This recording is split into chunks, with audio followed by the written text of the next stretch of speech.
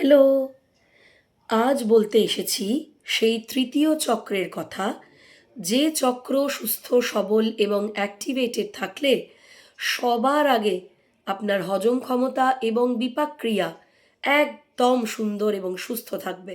অর্থাৎ কক্ষনো কোনো দিন গ্যাস, অম্বল, অ্যাসিডিটির সমস্যা আপনাকে কক্ষনো ক্ষতিগ্রস্ত করতে পারবে না বা কক্ষনো সমস্যায় ফেলতে পারবে না। হ্যাঁ, যারা জানেন তারা ঠিকই ধরেছেন, এই তৃতীয় চক্র হল মণিপুর চক্র। এই মণিপুর চক্র অবস্থান করে নাভির ঠিক ওপরে, পেটের ঠিক মাঝখানে, এবং এর রং হলুদ। অধিষ্ঠাতা দেবতা হলেন অগ্নিদেব, যে কারণে জঠরাগ্নি নামেও আমাদের হজম ক্ষমতা বাড়াবার যে অগ্নি, তাকে জঠরাগ্নি বলা হয়। সেই জন্যেই খাবার ইমিডিয়েটলি পরে জল খেতে বারণ করা হয়। বলা হয় প্রাচীন আয়ুর্বেদ শাস্ত্র মতে আমাদের যে জঠরাগ্নি, সেই জঠরাগ্নি আমাদের সমস্ত হজম ক্ষমতাকে নিয়ন্ত্রণ করে এবং খাবার হজমে সহায়তা করে। তাই যখনই আমরা কোনো খাবার খাই, আমাদের জঠরাগ্নি জ্বলতে শুরু করে।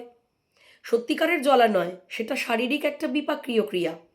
এবং সেই জঠরাগ্নি কিন্তু যত ভালোভাবে স্টিমুলেটেড হবে, তত তাড়াতাড়ি এবং দ্রুত হজম হবে।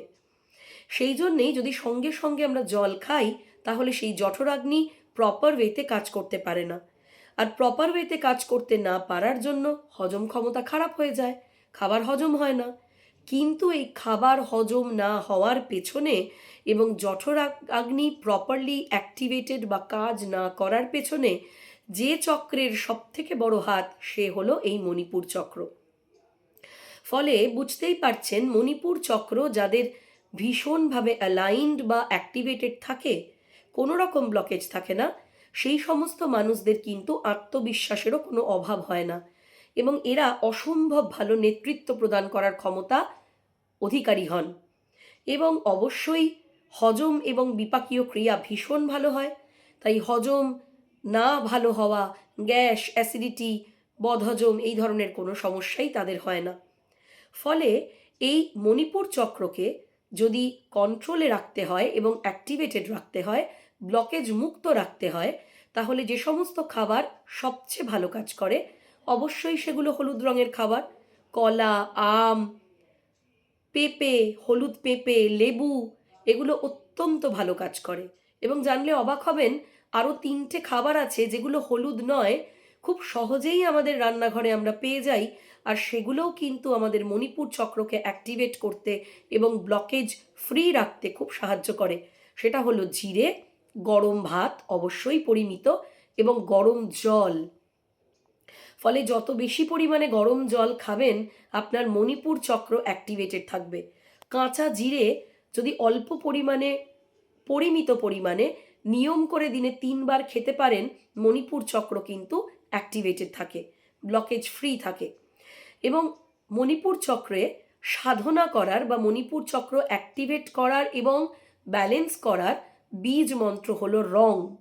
এবং নাভির মধ্যে যদি হলুদ আলো কল্পনা করে এই রং শব্দ বা রং বীজমন্ত্রে কনসেন্ট্রেট করে মেডিটেশন করতে পারেন, তাহলে কিন্তু সাহস বৃদ্ধি পায়, আত্মবিশ্বাস বৃদ্ধি পায়, নেতৃত্ব দেওয়ার ক্ষমতা বৃদ্ধি পায়, হজম ক্ষমতা ভীষণ ভালো হয়। ফলে ওভারঅল শরীরের ইমিউনিটি, শরীরের গ্রোথ, শরীরের ভেতরকার যে সেলের গঠন, সেগুলোও কিন্তু ভীষণ ভালো থাকে এবং তরতাজা থাকে।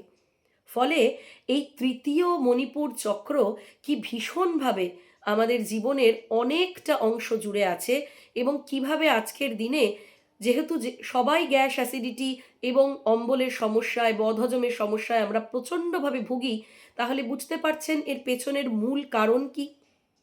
তাই অতি অবশ্যই কিন্তু আমাদের এই সমস্ত খাওয়া দাওয়াগুলোকে নিজেদের ডায়েটে অবশ্যই সামিল করতে হবে। অবশ্যই যদি মেডিটেশন প্র্যাকটিস করতে পারেন, এর থেকে ভালো কিছু হতেই পারে না। এবং যদি কিচ্ছু না পারেন, জাস্ট গরম জল অন্তত ঘন্টায় ঘন্টায় যদি একটু একটু গরম জল অল্প পরিমাণে খেতে পারেন, তাহলেও কিন্তু প্রচুর পরিমাণে ভীষণ ভালোভাবে মণিপুর চক্র অ্যাক্টিভেটেড এবং ব্যালেন্স থাকবে। আর সব শেষে মণিপুর চক্রকে ব্যালেন্স করার একটা খুব কুইক টিপ, একটা নাক দিয়ে নিঃশ্বাস নিয়ে অন্য নাক দিয়ে নিঃশ্বাস ছাড়ার যে সহজ নিঃশ্বাস বা ব্রিদিং এক্সারসাইজ আছে, সেইটা যদি করতে পারেন তাহলে কিন্তু খুব সহজেই যে কোনো জায়গায় বসে যে কোনো সময় আপনি মণিপুর চক্রকে কাম এবং ব্যালেন্সড করতে পারেন। হয়তো কাজ করছেন, কোনো একটা কারণে হঠাৎ করে খুব একটা সমস্যার পরিস্থিতি সৃষ্টি হয়েছে এবং আত্মবিশ্বাসের অভাব বোধ করছেন, কি করবেন বুঝতে পারছেন না। যেখানে যে অবস্থায় আছেন শিরদাঁড়াটা সোজা করুন। শিরদাঁড়া সোজা করে 5 মিনিট, শুধুমাত্র 5 মিনিট একটা নাক দিয়ে নিঃশ্বাস নিয়ে ধীরে ধীরে অপর নাক দিয়ে যদি নিঃশ্বাস ছাড়েন এবং এটা যদি 5 মিনিট লাগাতার করতে পারেন, আপনি দেখবেন সঙ্গে সঙ্গে মণিপুর চক্র অ্যাক্টিভেটেড হবে এবং আপনার মানসিক স্থিতিও শান্ত হবে। আপনি আবার আত্মবিশ্বাস ফিরে পাবেন এবং যে কাজটায় ভয় পাচ্ছিলেন সেই কাজটা এগিয়ে গিয়ে করার সাহসও আপনি পাবেন।